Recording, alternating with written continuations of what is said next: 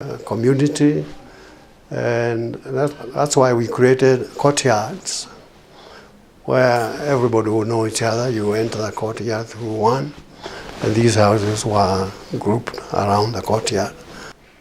So that was one of the norm. The next norm was it was trying to find housing that could be afforded by people earning about 2,000 shillings, 2,500 shillings per month. And we, even then, we wouldn't be trusted with the whole of it. Phase one was divided between us and an English firm of architects, Buchanan, who are doing some work in city. They did phase one, and we did the other phase one. Our phase one, I think, became better. And subsequently, we did phase two, phase three, phase four, up to phase five. We've been involved. It was before Buruburu Phase 3 was completed that in August 1977, Robert Timothy Gasheshe was appointed HFCK's managing director to replace Wambua. Before joining HFCK, Gasheshe had worked for the Ministry of Finance and Planning as a planning officer and Barclays Bank as a branch manager, before joining the East African Development Bank in 1973 as a director of finance and administration. In our time when we were in housing finance, if you borrowed money from there, we charged you 2% above what we were paying the depositor. And my policy was that within that 2% you must meet your costs and everything. The policy was places like Buruburu was for the low-income people. The original owners of Buruburu were senior clerks, and very junior officers in the civil service. Places like South Bay, those are the areas, or Mountain View, a sort of middle-income people. People with certain incomes were disqualified from getting houses there. Were told to go to get the house, whether in Mudaiga or anywhere, would still finance them. Buruburu Phase 3 was still under construction when President Kenyatta died at State House, Mombasa on August 22, 1978. He was succeeded by his Vice President Daniel Arap Moi, who retained Kenyatta's ministers in his new cabinet and continued with the government policy which supported HFCK's initiatives in the housing sector. Two more construction phases of Buruburu Estate would come up in the 1980s, with Phase 5 being completed in 1984. Altogether, 5,000 units made up the estate by the time the plaque for the completion of the Buruburu Estate was unveiled by the Minister for Works, Housing and Physical Planning, Arthur Magugu. Situated in Nairobi's highly populated Eastlands area and covering a total of 2,500 hectares, Buruburu brought together middle-income earners of different tribes and cultural backgrounds. And more than any other residential area in the country, it symbolized the national unity that Kenyans had fought for. According to the CDC annual report of 1985, Buruburu was one of the best examples of housing development of its type in Africa. In fact, it was one of the places that Britain's Prince Charles visited while he was on a 3-day visit to Kenya in March 1987.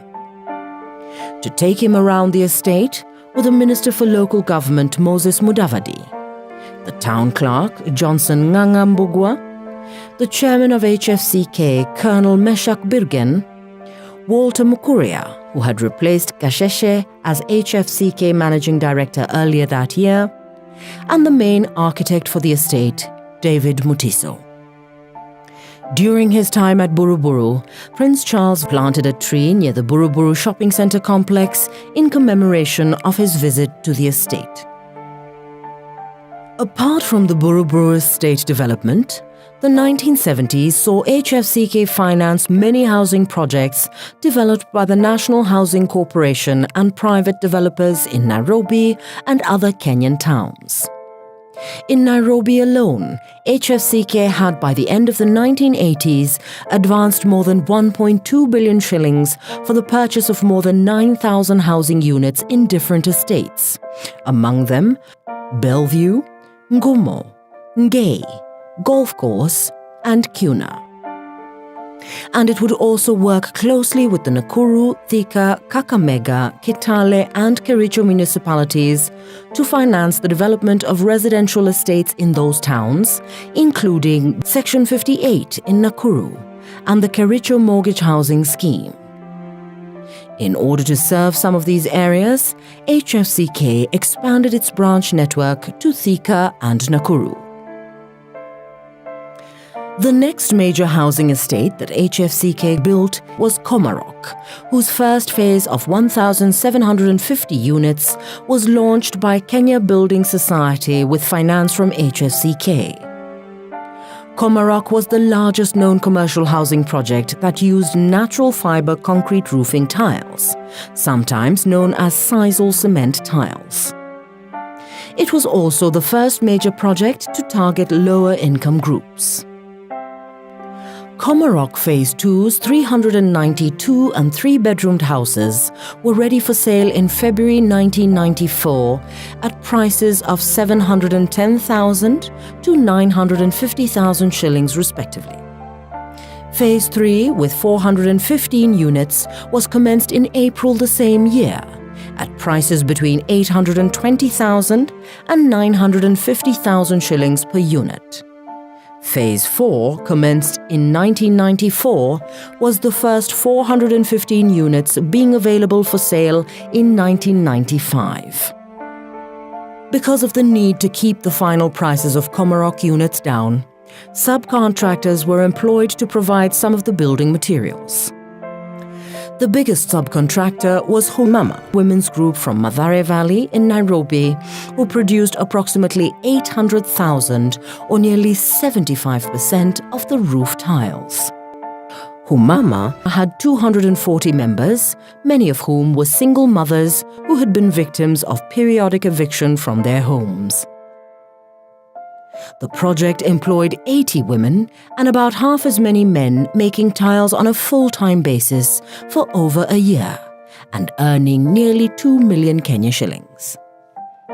Komarok was being built even as the country's economy experienced a major downturn, especially in the financial sector. In the mid-1980s, the mortgage industry witnessed major upheavals due to the collapse for the first time since independence of financial institutions. 12 banks collapsed between 1984 and 1989. In December 1989, the government combined the deposits and assets of 9 of the collapsed banks to form the Consolidated Bank of Kenya, and mandated the new bank to undertake the task of reimbursing the customers of the collapsed banks. Despite the government's new regulations, there would be a second wave of bank failures between 1993 and 1995, affecting 19 banks. A number of building societies also collapsed, the most outstanding being Pioneer Building Society, which had invested heavily in property development. The situation would get worse when, partly out of genuine concern for the security of their deposits, major institutional investors such as the National Social Security Fund, NSSF, withdrew their deposits from the new building societies. To address dwindling public confidence in financial institutions and to reassure its customers, investors, and the general public of HFCK's stability, the company's slogan of "In Pursuit of Shelter" was replaced in 1992 with a new one, the Rock of Kenya. In November that year, HFCK would also offer part of its equity, 18 million new ordinary shares, up for sale to the public at 7 shillings, and became a quoted company on the Nairobi Stock Exchange. The issue was more than 3 times oversubscribed, a clear indication of the level of confidence the public and depositors had in the company.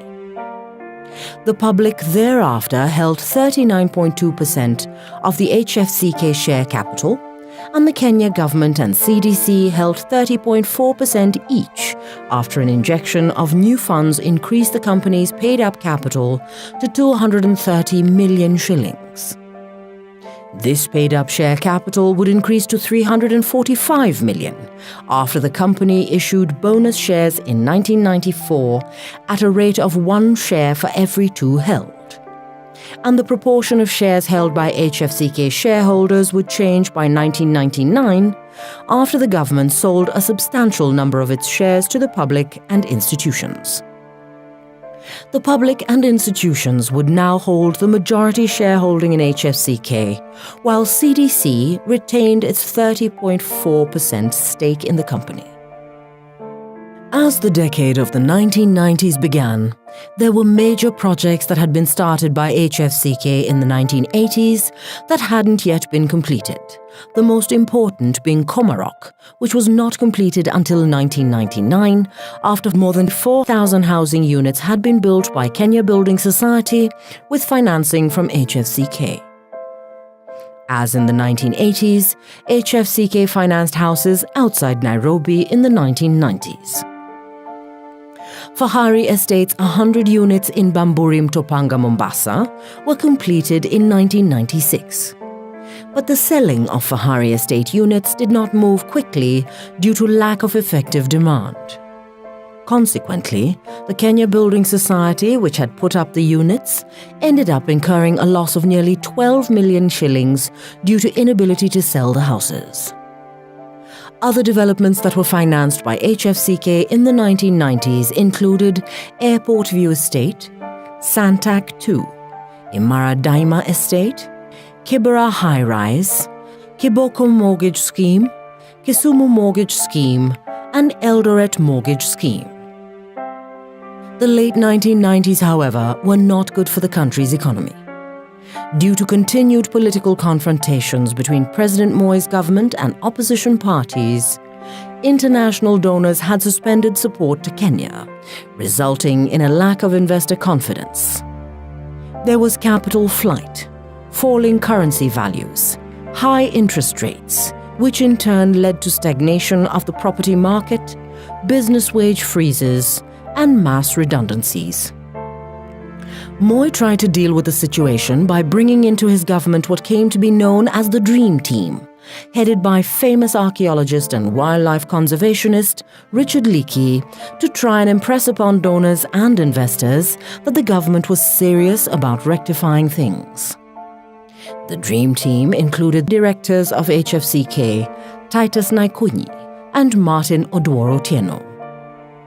But the country's economic situation did not improve, and in the end, Leakey and his team quit before they had achieved their goals. Because of the country's bad economic situation, HFCK would be forced to increase its provision for bad and doubtful debts, as well as suspend interest by 1 billion Kenya shillings. This reduced HFCK's profits for 1999 from nearly 286 million in 1998 to 70.7 million shillings. The HFCK's group profits similarly fell from 428 million to 144.3 million shillings. In the year 2000, HFCK reported an after-tax loss of 38 million shillings.